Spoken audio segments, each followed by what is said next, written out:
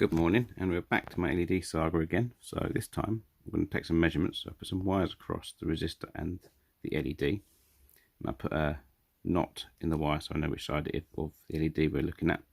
So I'll put this on the scope and see if we can see anything funny going on.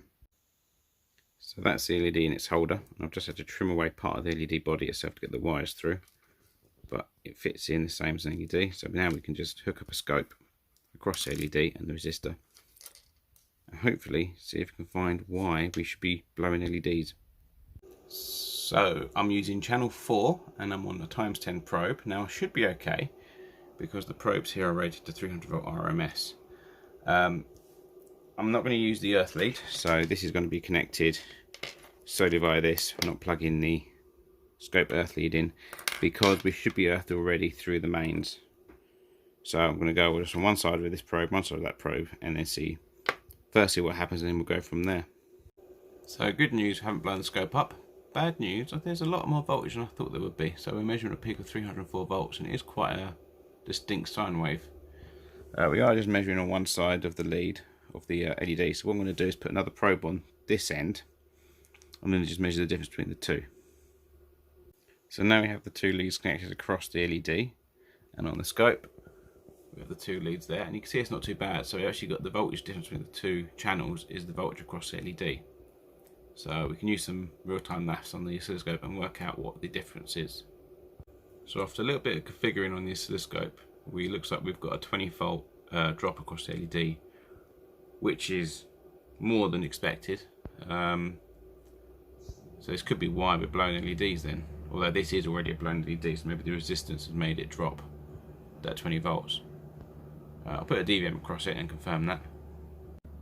So with the DVM now across the LED, we are reading 18 well, it's varied a little bit. It was 18, it's now gone down to 12. Just what happens when you start filming, is it my leads?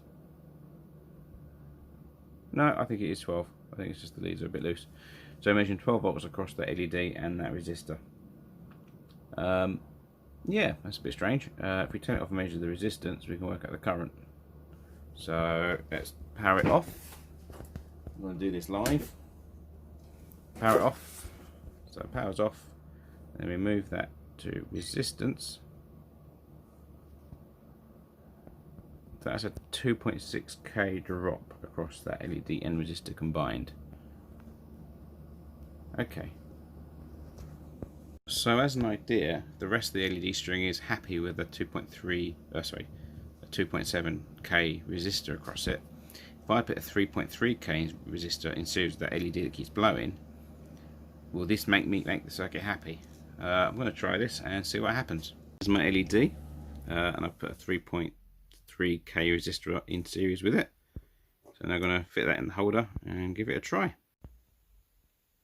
And finally, after all this time, the LED is now in the holder and it's running nicely. So it's bright enough. It looks a bit dim because the sun's out, it's a sunny day today. But that is just as bright as this LED, this one. As you can see, they're all still lit. They look as bright as they were without the LED, without that 3.3k resistor. But I guess it just needs that either for a current spike or give it a bit more voltage drop. I'm not exactly sure why it needs a 3.3k resistor. I'll show you on the diagram what we're talking about. So this is the circuit diagram. It's this resistor here. So we did have a 470 ohm resistor. It's now a 3.3k resistor and it's working fine. And that last LED was the LED that always blew. So yeah, I don't know why it needs it.